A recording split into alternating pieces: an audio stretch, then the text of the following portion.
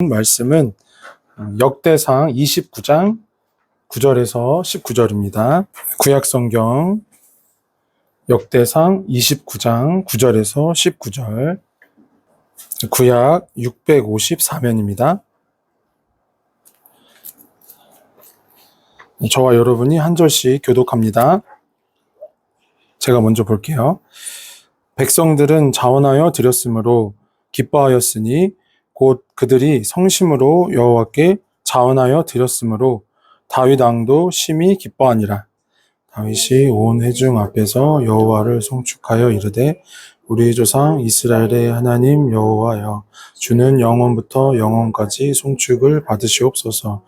여호와여, 위대하심과 권능과 영광과 승리와 위엄이 다 주께 속하였사오니 천지에 있는 것이 다 주의 것이로소이다. 여호와여, 주권도 주께 속하였사오니 주는 높으사 만물의 머리이심이니이다. 그와 귀가 주께로 말미암고 또 주는 만물의 주제가 되사 손에 권세와 능력이 있사오니 모든 사람을 크게 하심과 강하게 하심이 주의 손에 있나이다. 우리 하나님이여, 이제 우리가 주께 감사하오며 주의 영화로운 이름을 찬양하나이다. 나와 내 백성이 무엇이기에 이처럼 즐거운 마음으로 들을 힘이 있었나이까? 모든 것이 주께로 말미암았사오니 우리가 주의 손에서 받은 것으로 주께 드렸을 뿐이니이다. 우리는 우리 조상들과 같이 주님 앞에서 이방 나그네와 거류민들이라. 세상에 있는 날이 그림자 같아서 희망이 없나이다. 우리 하나님 여호와여, 우리가 주의 거룩한 이름을 위하여 성전을 건축하려고 미리 건축한 모든 물건이 다 주의 손에서 왔사오니 다 주의 것이니이다. 나의 하나님이여, 주께서 마음을 감찰하시고 정직을 기뻐하시는 줄을 내가 아나이다. 내가 정직한 마음으로 이 모든 것을 즐거이 드렸사오며 이제 내가 또 여기 있는 주의 백성이 주께 자원하여 드리는 것을 보오니 심히 기쁘도소이다. 우리 조상들 아브라함과 이삭과 이스라엘의 하나님 여호와여, 주께서 이것을 주의 백성의 심중에 영원히 두어 생각하게 하시고 그 마음을 준비하여 주께로 돌아오게 하시오며. 함께 봅니다.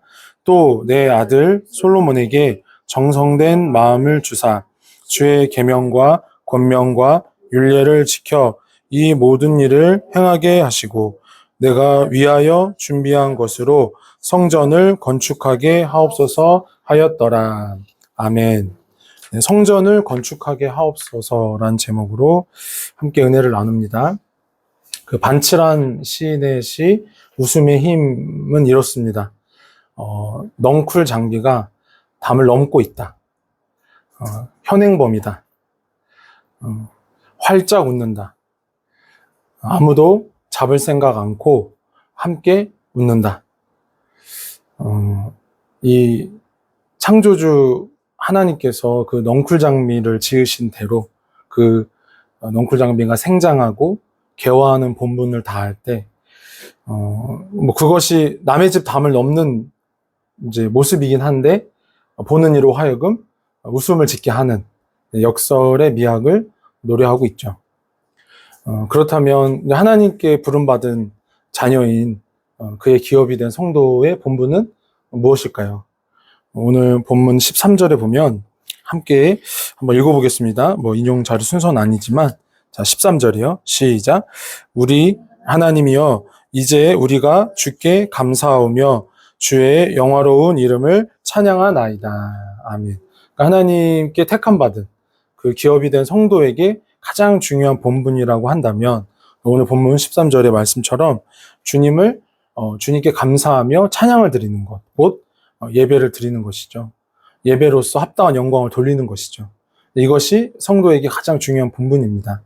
오늘 이 본문을 통해서 그러면 이 성전을 향한 예배의 공동체로서, 그리고 당연히 예배할 때에 생각이 드는 예배하는 처소라 할 수 있는 성전에 관한 이제 본문을 상고할 때 우리에게 향하신 그 하나님의 선한 목적, 그 예배를 통해서 영광 받으시기 원하시는 그 일이 회복되길 바라고, 그리고 이제 다윗이 말년에 성전을 세우고자 하는 그 뜻이 사실은 그의 손에서 이루어지진 않거든요. 읽진 않았지만 그 28장에 보면 이제 그 소원은 분명한데 하나님을 위해 예배하는 처소인 성전을 짓고자 하는 소원이 그 누구보다도 사실 지구상의 어떤 인생보다도 가장 뜨겁고 간절하고 순수하지 않았을까. 하지만 하나님은 다윗을 통해서는 그 성전을 받지 않으시죠. 왜냐하면 그 손에 이제 전쟁을 많이 흘린 이유가 있으므로 그 아들을 통해서 성전을 받으시겠다 하셨기 때문에. 그것도 이제 오늘 말씀 중반부에 좀 자세히 살펴볼 순종의 성격, 하나님의 이 백성들, 하나님의 성도로 구별된 이가 어떻게 순종하는 것이 합당한가를 또 살펴볼 내용이기도 한데요. 어떻습니까? 오늘 또 본문 16절에 이어서 다윗이 주의 거룩한 이름을 위하여 성전을 건축하려고 미리 저축한 이 모든 물건이라고 고백하고 있죠. 이스라엘, 이 하나님의 언약 공동체인 이스라엘과 또 자신 스스로 존재하는 이유에 대해서, 그리고 그들에게 맡겨주신, 우리에게 맡겨주신 그 모든 어떤 소유와 자원들에 대해서, 그 재능과 은사들에 대해서, 그 성전에 관련된 그러한 어떤 목적성을 갖고 생각을 새롭게 하시길 바라신다는 거죠. 그러니까 본문은 이제 그 말씀을 주신 그 시점에서 이제 그 솔로몬 대에 이제 건축될 성전, 솔로몬 성전에 관한 예언이기도 하지만 그 성전의 본뜻, 하나님께서 그 예배를 명하신 그 택함 받은 자녀들 가운데서 예배 받으시기 원하신 그 뜻, 그리고 예배의 처소가 되는 성전의 본뜻, 그것이 무엇인가를 말씀하고 계십니다. 팀 켈러는 그 성전 공동체로서 우리가 하나님께 예배하기로 부름받은 존재로서의 의미가 무엇인지를 이렇게 다음과 같이 교훈하고 있는데요. 인용자로 첫 번째 한번 같이 읽어보겠습니다. 시작. 주님을 순종하는 동기는 오직 감사와 경외심에 젖은 사랑이어야 합니다. 우리가 선행으로 구원받는다면 주님도 일정한 한도 내에서만 무엇을 요구하시거나 역경을 통과하게 하셨을 것입니다. 이는 우리가 마치 권리를 지닌 납세자와 같은 것입니다.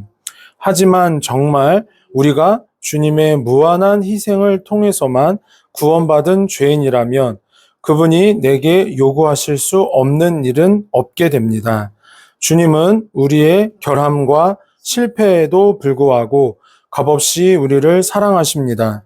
주님이 진정 그렇게 해주셨다면 우리는 우리 자신의 것이 아니라 우리를 값주고 사신 주님의 것입니다. 주님이 우리를 그 보혈로 속량하셨다라는 거죠. 그래서 주님의 것으로 삼으셨다는 거죠. 그래서 여러 서신서에 보면 그 성도를 주님이 일컬으시기를 상속자, 또 이제 기업을 이을 자, 유업을 이을 자 이렇게 말씀하시거든요. 그러니까 하나님의 나라의 하나님의 자녀로서 우리가 어떤 그 지위를 받은 거예요. 하나님 나라에 하나님과 함께 어떤 동사하는 또 공동 운명체 같은 하나님 나라를 위한 구별된 자들로 우리를 부르셨다는 거죠. 그것의 가장 중요한 본분이 하나님께 예배하며 그 찬양과 감사를 돌려드리는 것이죠. 다윗이 그 중심이 아주 충실했다는 거예요. 오늘 역대상 29장 본문에서 보면 11절 이하를 한번 다시 제가 읽어볼게요. 여호와여 위대하심과 권능과 영광과 승리와 위엄이 다 주께 속하였사오니 천지에 있는 것이 다 주의 것이로소이다. 여호와여 주권도 주께 속하였사오니 주는 높으사 만물의 머리이심이니이다. 부와 귀가 주께로 말미암고 또 주는 만물의 주제가 되사 손에 권세와 능력이 있사오니 모든 사람을 크게 하심과 강하게 하심이 주의 손에 있나이다. 아멘. 그러니까 이 성전의 본뜻이라고 하는 것은 바로 뭐냐면 임마누엘이라는 거죠. 그 주의 만물의 머리가 되시는 주님이 그 언약 공동체와 함께하기 원하신다는 거예요. 모든 그 만물의 주제가 되시고 또 사람을 높이시기도 하시고 낮추시기도 하시고 모든 일의 그 성패와 만사와 만물을 이제 통치하시는 그분이 그 자녀들과 함께하고 싶으시다는 거죠.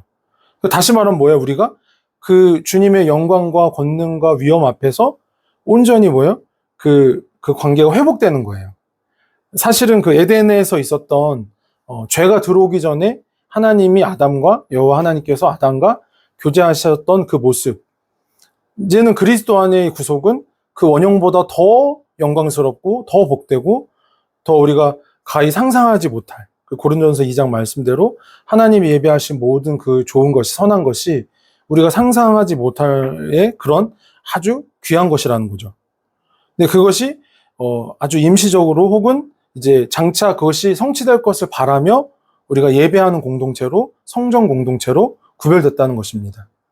그래서 이 성전 중심의 신앙과 그리고 이 이해가 굉장히 중요한 거예요. 이것을 어떻게 표현하냐면 한번 따라 볼까요? 그리스도와의 연합. 네, 이걸 좀 신학적으로 표현하면 그런 거예요.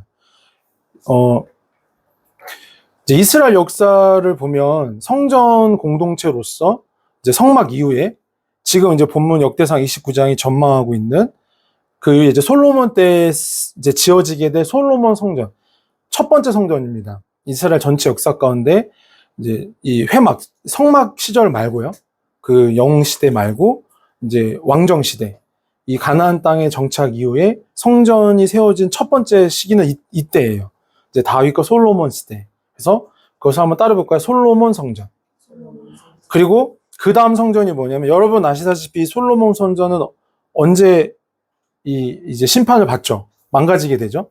하나님이 갈대아 사람들을 통해서 바벨론 제국을 통해서 이제 징계하실 때 이 솔로몬 성전은 회파됩니다. 이제 예레미야 예언대로 돌 위에 돌 하나도 남지 않고 다 부서져요. 주님이 그렇게 하셨어요. 그리고 이후에 70년 포로 생활이 마쳐지고 돌아와서 이제 성전이 다시 지어집니다. 이게 두 번째 성전이거든요. 이게 뭐냐면 한번 따라 보실까요? 수룹바벨 성전. 이게 이스라엘 전체의 역사 가운데 두 번째 성전이에요.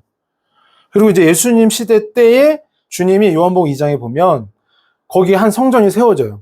헤롯 성전이라고 일컬어지거든요. 근데 사실은 그게 헤롯 성전이 정확하진 않고 수룹바벨 성전, 두 번째 성전을 증축, 개축하여 지어진 거예요. 에돔 출신의 헤롯 왕이 유다 사람들의 환심을 사기 위해서 여러 가지 이제 로마의 정권 이 중심부에 있는 아그리빠랄지 아우구스티누스랄지 이런 정치적인 연관성 방법으로 유다의 이제 통치자가 되거든요. 이 헤롯이 대헤롯이. 근데 이제 좀 수룹바벨 성전이 이후에 여러분 아시다시피 마카비 전쟁사나 이렇게 보면 많이 망가지고 회파됐을 때 이것을 이제 증축하거나 개축하고 보수해서 이제 헤롯 성전이라고 그때 당시 이렇게 이제 불려지게 하고 이제 세 번째 성전, 준 두 번째 성전 뭐 이렇게 일컬어지는 성전이에요. 근데 예수님이 요한복음 2장에 그 성전을 보시고 이르시기를 이 성전을 허물라 내가 사흘 만에 다시 일으키리라 라고 말씀하시거든요. 다시 말하면 이스라엘 역사 가운데 오늘 본문이 상고하고 있는 솔로몬 성전과 수룹바벨 성전과 이제 중개축 보축이 된 헤롯 성전까지 모두 관통하는 신앙은 뭐냐면 그리스도와의 연합, 그의 몸된 성전의 회복입니다. 임마누엘의 이제 그 예언의 실현이죠. 구약 시대에 이제 이르러 모든 성전들과 그리고 신약에서 그 주님이 헤롯이 증축 개축한 성전을 보시면 하신 그 말씀이 이제 주변의 유대인들은 막 힐문하죠. 이 성전은 46년 동안 복원하고 증축하고 개축했는데 네가 어떻게 사흘 만에 무너뜨리고 다시 일으킬 수 있겠냐? 근데 사도 요한은 정확하게 거기 명시하거든요. 그것은 성전된 당신의 육체를 가리킴이로라. 할렐루야. 이게 되게 굉장히 중요한 성경을 관통하는 중요한 신학 사상 중에 하나예요. 성전 신학 혹은 그리스도와의 연합으로 말미암은 예배의 회복이죠. 그것을 주님이 이 다윗의 그러니까 다윗의 어떤 계시의 깊이가 굉장한 것이 그런 거예요. 주님께서 그 사도행전 그 13장 말씀에 보면 내가 이새의 아들 다윗을 만나니 내 마음에 합한 사람이라. 내가 그를 통하여서 이루고 싶은 일을 다 이루겠다 하시죠. 할렐루야. 그렇게 마음에 합한 사람이란 건 다른 게 아니에요. 예배하고 싶은 마음, 주님을 이제 아까 팀 켈러가 얘기한 대로 그 주님을 경외하는 사랑에 젖은 마음이 충실했기 때문에 하나님이 그를 보시고 그를 사용하신 거죠. 그리고 이제 다시 보겠지만 이 사람이 욕심도 낼 수 있잖아요. 내 손으로 내가 이렇게 하나님을 사랑하고 이렇게 내가 뜨겁게 하나님을 위해 헌신하고 수고했는데 내 손으로 하나님 성전 내가 짓고 싶다라는 욕심 낼 수 있죠? 할 수 있죠. 근데 이분이 이 인물이 참 복됨은 그걸 이제 역대상 28장에 보면 나는 너를 통해서 넌 내 마음에 합한 사람이기도 하고 또 이스라엘의 노래 잘하는 자라고 그 삶이 그렇게 평가되기도 하고 많은 시편과 지혜의 말씀들을 예언했지만 나는 너를 통해서는 내 성전을 받고 싶진 않다 하시죠. 그거를 다윗이 뭐예요? 떼쓰지도 않고 고집부리지도 않고 받아들이는 거예요. 굉장히 중요한 제가 왜 이 캐릭터와 이 마음의 하나님과의 관계성에 대한 스토리를 왜 말씀드리냐면 이것이 하나님을 예배하는 심령, 경외하는 이의 이 순응하는 마음, 자녀의 마음을 잘 나타내기 때문이죠. 이후에 좀 다시 더 자세히 살펴보긴 할 겁니다. 그러니까 다윗은 뭐예요? 이 예배 자체를 어떤 수단화하거나 어떤 자신의 다른 목표와 목적을 위한 방편으로 쓰지 않았다는 거예요. 예배 자체를 뭐예요? 순수히 자신의 존재의 이유로 그리고 가장 뭐예요? 하나님께 나아가는 회복하는 모습, 합당한 모습으로 그렇게 예배를 사모했다는 거예요. 반면 이 다윗의 전대 왕이자 이스라엘의 초대 왕이었던 사울은 어땠어요? 이 예배를 하나님께 나아가는 이 제사를 자신의 정치적 수단을 자신의 정치적 야욕을 이루기 위한 수단으로 쓰죠. 그가 폐위되고 이 2세 아들에게 왕위가 물려지게 된 것은 그럴 만한 이유가 있었던 거예요. 가장 결정적인 사건이 뭐예요? 바로 그 아말렉을 진멸하라 하시는 그 명령에 대한 그 사람의 불순종이죠. 그 인용자료 두 번째를 보면 함께 보죠. 그 사무엘상 15장 13절에서 15절 말씀인데요. 자, 시작. 사무엘이 사울에게 이른즉 사울이 그에게 이르되 원하건대 당신은 여호와께 복을 받으소서 내가 여호와의 명령을 행하였나이다 하니 사무엘이 이르되 그러면 내 귀에 들려오는 이 양의 소리와 내게 들리는 소의 소리는 어찌 됨이니까 하니라. 사울이 이르되 그것은 무리가 아말렉 사람에게서 끌어온 것인데 백성이 당신의 하나님 여호와께 제사하려 하여 양들과 소들 중에서 가장 좋은 것을 남김이요 그 외의 것은 우리가 진멸하였나이다 하는지라. 아멘. 이 사건을 통해서 뭐예요? 사울의 정체가 실체가 드러났죠. 사울은 뭐예요? 주님이 이스라엘의 왕이 되는 것을 원하지 않는 거예요. 이스라엘은 자기가 주인이 이스라엘의 왕은 자기다. 그걸 드러내고 싶은 거예요. 그러니까 실제로 그 백성이 아말렉의 그 진멸하라는 명령을 따르지 않고 좋은 짐승들을 남겨놨을지라도 그 선지자로부터 아말렉을 진멸하라 명령을 받은 리더인 사울은 어떻게 실행해야 돼요? 그 백성을 권유해서 진멸토록 해야 하겠죠. 그게 야합이 된 거예요. 그 사람의 다수를 따르고 대중을 따르고 어떤 권력의 그 향방에 따라 하나님보다 더 어떤 것들을 더 우선하는 모습, 그걸 그대로 보여주는 거예요. 하나님 원하는 왕이 아닌 거죠. 다윗은 어때요? 시종일관 이스라엘의 왕은 주님이시다. 여호와 하나님이 우리 왕이시다. 나의 예배를 받으시기에 가장 합당한 분이다. 라고 시종일관 목동이었을 때도 그리고 이스라엘의 왕이 되었을 때도 삶의 어떤 그 양태가 달라져도 그 중심은 그대로였죠. 그래서 하나님이 그 사람을 기뻐한 거예요. 저와 여러분도 그렇게 주님을 기쁘시게 해드리는 자가 되기를 바랍니다.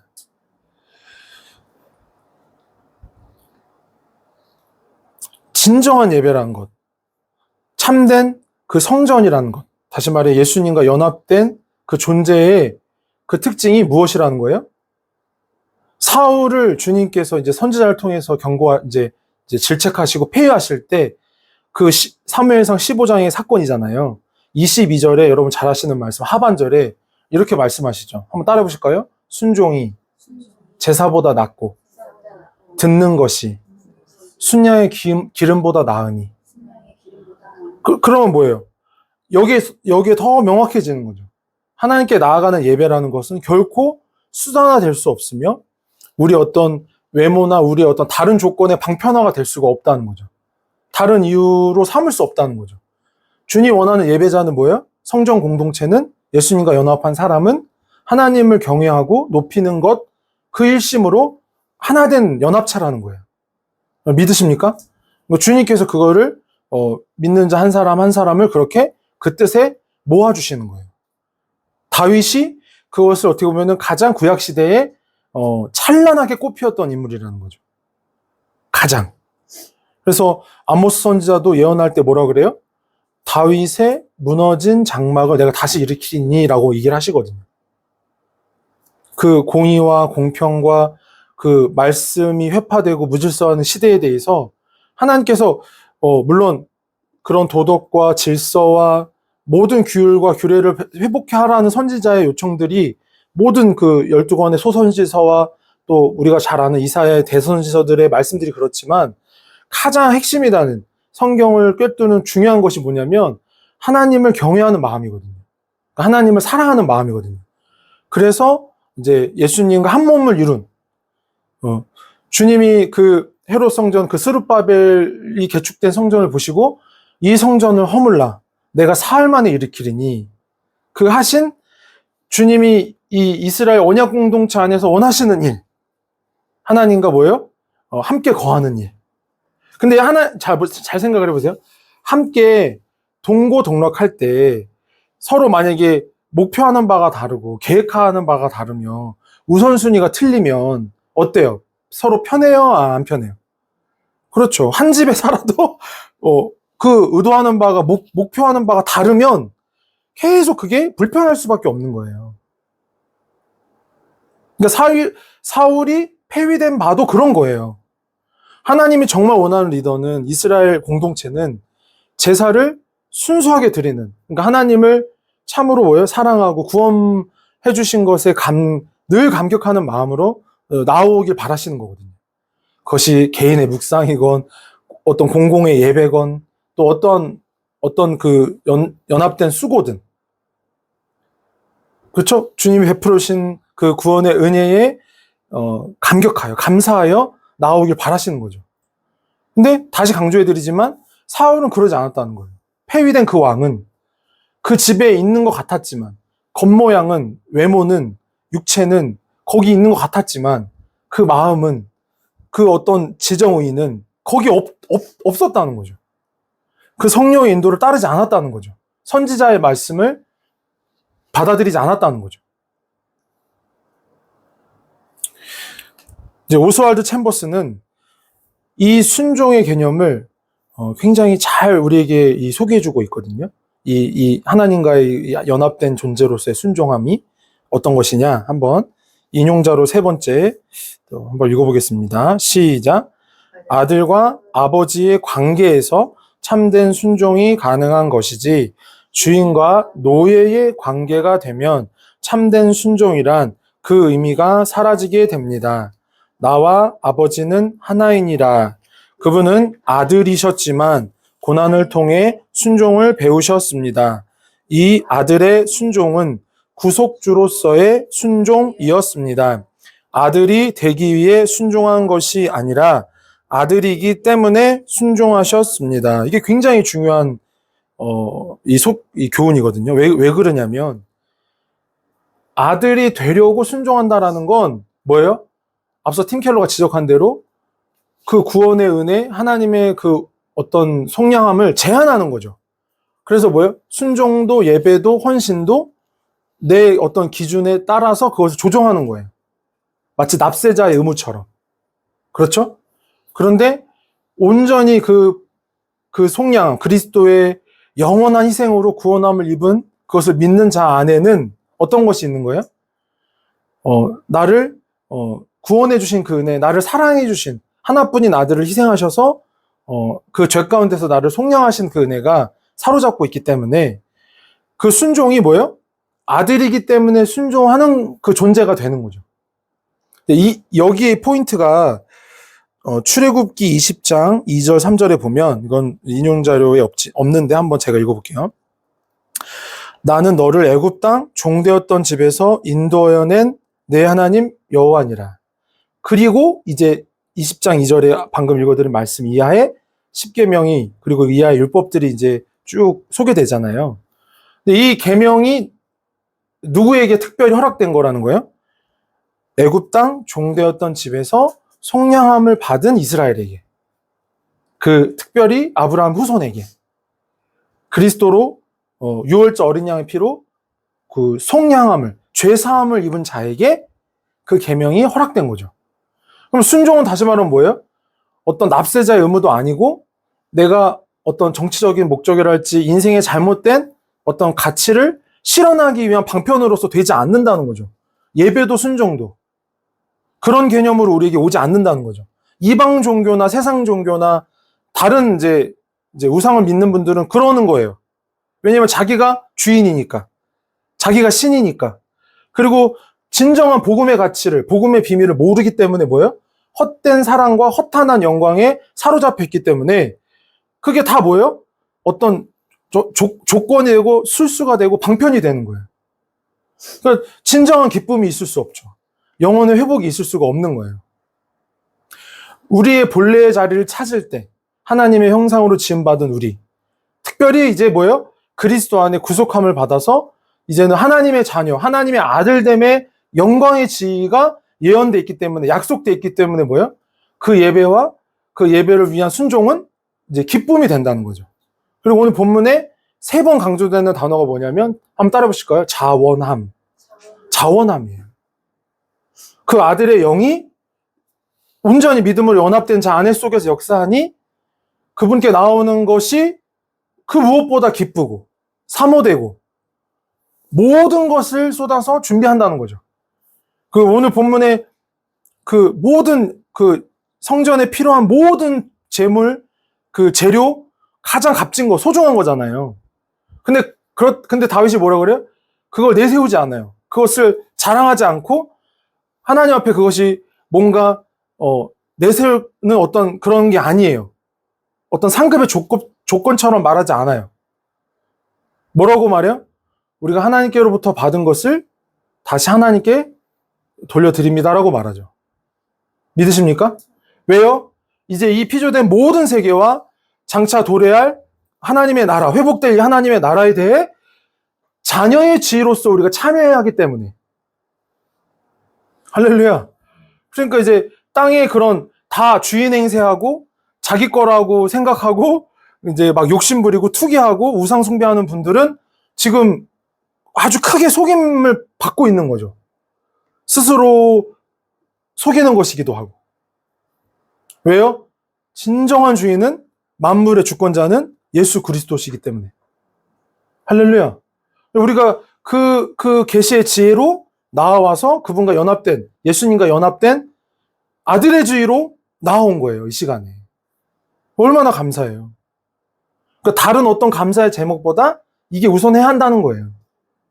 그러니까 이거는 이 예배의 어떤 이 가치는, 목적은 어떤 걸로도 대체할 수 없고 또 어떤 걸로도 어떤 다른 목적의 수단화가 될 수도 없다는 거예요. 이 다윗이라는 인생이 전 존재로 그걸 보여주고 있다는 거예요. 할렐루야. 목동이었을 때나 가장 이스라엘의 가장 높은 자로 있을 때나 상관이 없는 거예요. 여러분이 아시다시피 이제 언약궤가, 이제 성막에 있던 언약궤가 이제 왕위를 이어받고 가장 먼저 그가 한 일이 뭐예요? 그 시온성의 다윗성에 언약궤를 올려오는 거잖아요. 가지고 오는 거잖아요. 그때 어떻게 해요? 그 언약궤 앞에서 다윗이 춤추잖아요. 왜요?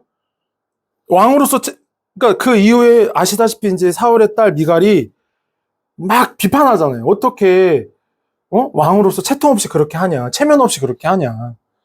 근데 다윗은 그럴 때 그 시선을 몰랐던 거 아니에요. 그런 생각 안 했던 거 아니에요. 오로지 그것보다 더 중요한 거, 더 우선하는 그 예배의 영이, 그 진리의 영이, 그리스도의 영이 그를 사로잡은 거예요. 하나님의 임재의 상징인 언약궤가 지금 예루살렘에 들어온다. 그게 너무 좋은 거예요. 그게 너무 기쁜 거예요. 내가 왕이 된 것보다. 그런 변화가 여러분에게 있길 바랍니다. 내 소원이 아니라, 내 계획이 아니라, 내 만족이 아니라, 어떤 위로가 세상의 어떤 이런 조건들이 아니라, 내가 그런 이유 때문에 존재한다는 거예요. 나는, 우리는, 성도는. 주께와 엎드려 경배드립니다. 주 계신 곳엔 기쁨 가득. 이 찬양 알아요? 같이 들어요.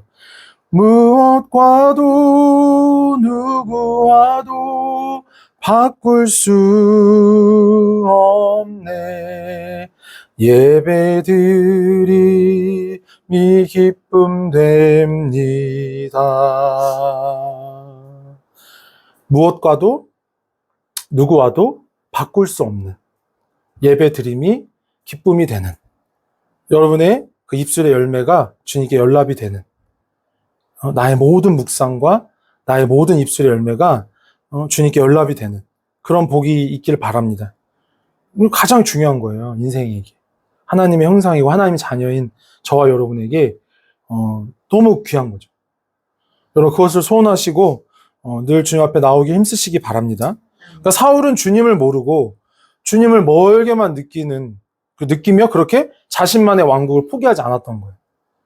반면 다윗은 뭐예요? 주님이 왕이시라는 거예요. 주님이 이스라엘의 나의 주권자시라는 거예요.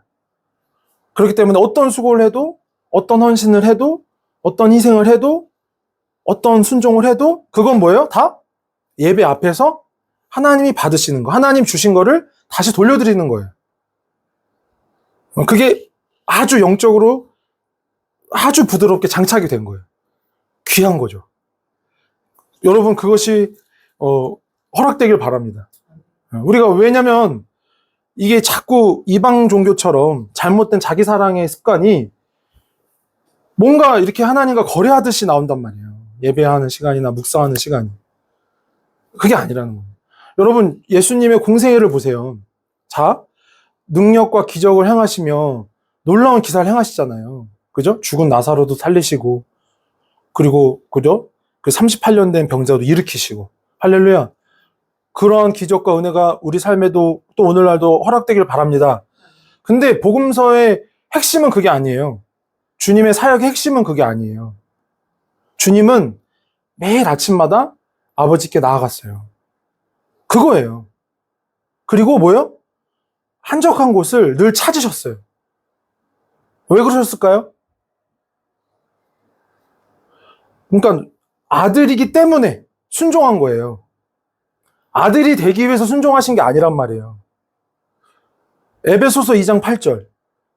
구원은 선물이에요.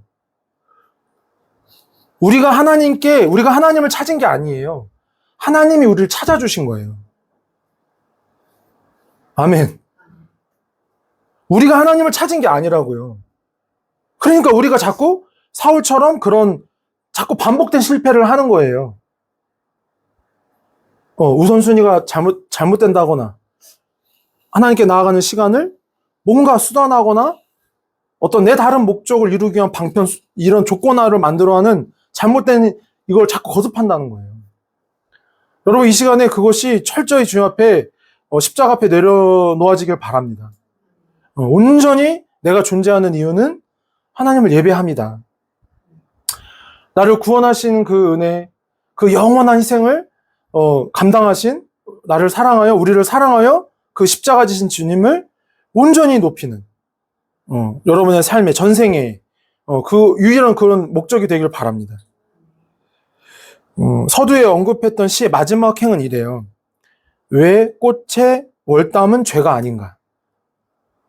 이렇게 시어가 이렇게 마지막 행이 이래요.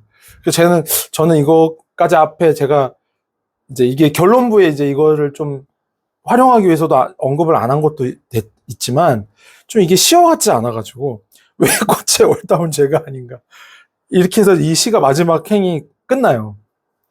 왜 꽃에 월탐은 죄가 아니죠? 제가 앞에 소개해 드렸잖아요. 그는 그 본분을 다한 것 뿐이에요. 하나님이, 그죠? 여러 담을, 여러 담을 다 이렇게 넘으면서, 울타리를 넘으면서 자라라고.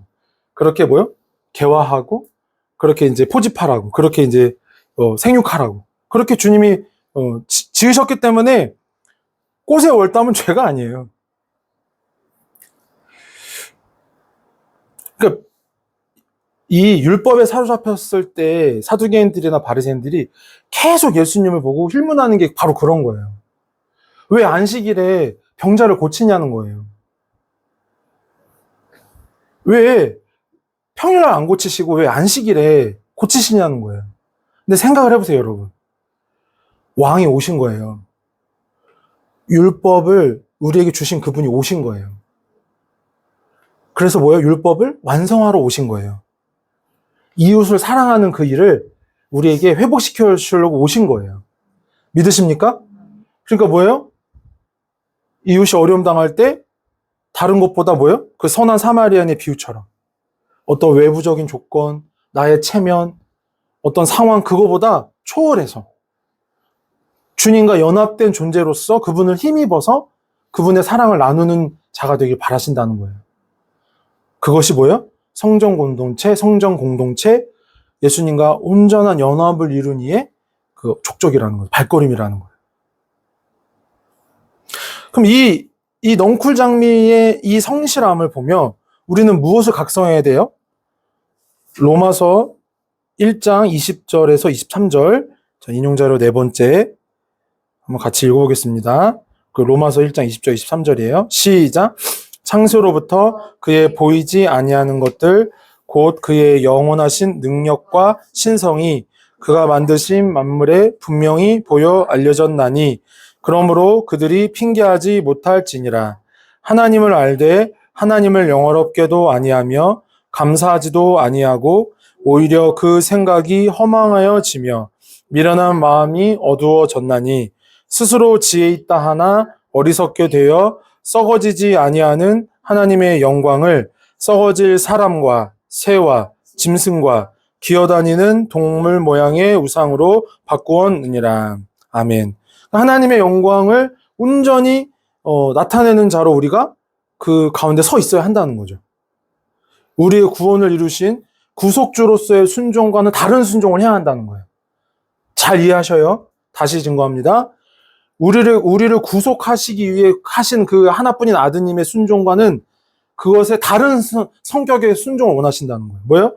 그 안에 구속함을 입어 그분과 한 몸이 됐기 때문에 그 한 몸이 된 그분의 마음으로 그분과 마치 영적인 운명 공동체처럼 되어서 이 죄가 관영한 세상에 죄에 물든 이 세상에 헛된 영광을 바라며 헛된 길로 가는 잘못된 길로 가는 이웃에 대해 우리가 안타까운 마음을 가지고 긍휼한 마음을 가지고 채울함으로 나아가야 한다는 거죠. 그것이 성전된 우리의 또 하나의 중요한 사명인 거예요. 우리가 하나님 앞에 나와 예배하며 그분의 공로로 그분을 이렇게 알게 됐어요. 만나게 됐어요. 얼마나 귀해요. 근데 이거 귀한 거 우리만 갖고 있어야 돼요. 우리만 알아야 돼요. 아니면 우리의 이웃과 친지와 나눠야 돼요. 이런 깨달음이 다시 말씀드려요. 아들이 되기 위해서 순종한다는 게 아니에요. 아들이 됐기 때문에 그런 순종한다는 거예요. 왜? 그의 영으로 성령으로 주님과 함께 하나님 나라의 운명 공동체가 됐기 때문에 그 동사자가 됐기 때문에 동역자가 됐기 때문에 여러분 그렇게 믿으시기 바랍니다. 로마서 8장 21절에 보면 그 바라는 것은 피조물도 썩어짐의 종로로 탄 데서 해방되어 하나님의 자녀들의 영광의 자유에 이르는 것이라 하십니다. 이 영광이 아닌 것, 주인이 아닌 것, 그것에 쓰러져서 그것에 끌려다니며 그것에 좌우되는 갈짓자로 걷는 그들에 대해 이웃에 대해 우리가 영적인 하나님의 구원의 도구가 되길 바란다는 거예요. 왜요?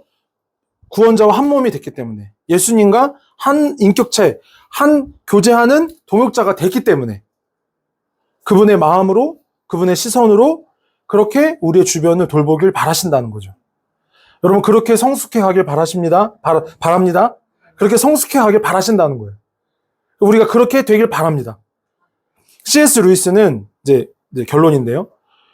우리의 이 성도의 교제, 성전 공동체로서의 이 완숙함에 대해서 이런 조언을 하고 있거든요. 한번 같이 5번째 한번 보겠습니다. 시작. 하나님은 참다운 사람에게만 자신을 있는 모습 그대로 보여주십니다. 여기서 참다운 사람이란 단순히 선한 죄인들을 가리키는 말이 아니라 한 몸 안에 연합되어 서로 사랑하고 서로 도우며 서로에게 하나님을 보여주는 사람들을 가리키는 말입니다. 그것이 하나님이 원래 의도하신 사람들의 모습입니다. 여기서 이 아주 중요한 센텐스는 뭐냐면 서로에게 하나님을 보여주는 사람들이에요. 한번 따라 보실까요? 서로에게 하나님을 보여주는 사람들. 그러니까 우리가 예배 공동체로서 우리가 성전 안에 주님과 교제할 때 여기 공간에만 성전인 거가 아니라는 거죠. 그런 잘못된 패러독스는 깨야 되는 거예요. 여기 성전의 제한된 공간 안에서의 교제, 그것만이 아니라 그것은 뭐예요? 열방과 우리의 이웃과 우리 주변 영혼에 대한, 그리고 만물에 대한, 또 자연도 포함하시는 거예요. 꼭 잊지 마세요. 왜냐하면 우리가 이 구약에 보면 어떻게 보면 참 이 선교 사명의 유일한 사역자라고 할 수 있는 선지자 요나, 우리가 이제 이번 MT 때 좀 자세히 보려고 하는 그 성경을 보면 여호와가 하시는 말씀 중에 이런 게 있어요. 니느웨에는 좌우를 분별하지 못하는 영혼이 12만여 명이 있다. 12만여 명이나 있다. 그리고 덧붙여서 무엇도 말씀하세요? 거기는 가축도 많이 있다. 할렐루야. 근데 다시 말하면 뭐예요? 모든 만물에 대해서 주님은 당신의 인자하심과 살아계심을 선포하고 그것을 인정하며 예배하길 원하신다는 거죠.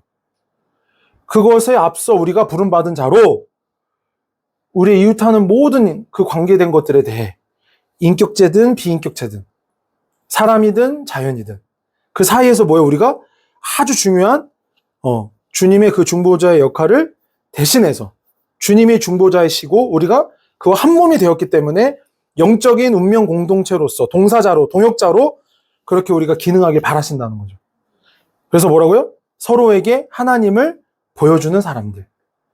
여러분, 우리의 이 동역이, 우리의 교제가 그렇게 쓰임받길 바랍니다. 여러분 한 사람 한 사람이, 또 이 화면을 통해 예배하시는 우리 성도님도 그렇게 서로에게 하나님을 비춰주는, 보여주는 존재가 되기를 바랍니다.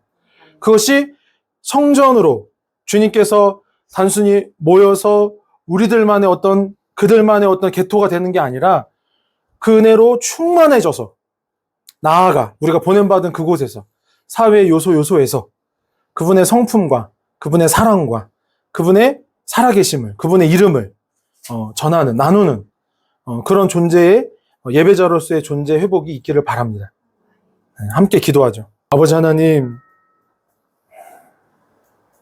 다윗이 솔로몬 성전에 수용될 모든 예물을 구비하고 나아가 백성 앞에 함께 예배하며 주님께 영광 돌릴 때 주님, 주님께로부터 받은 것을 다시 돌려드린다 하며 성전 공동체의 중심이 무엇인지 우리가 함께 상고해 보았습니다.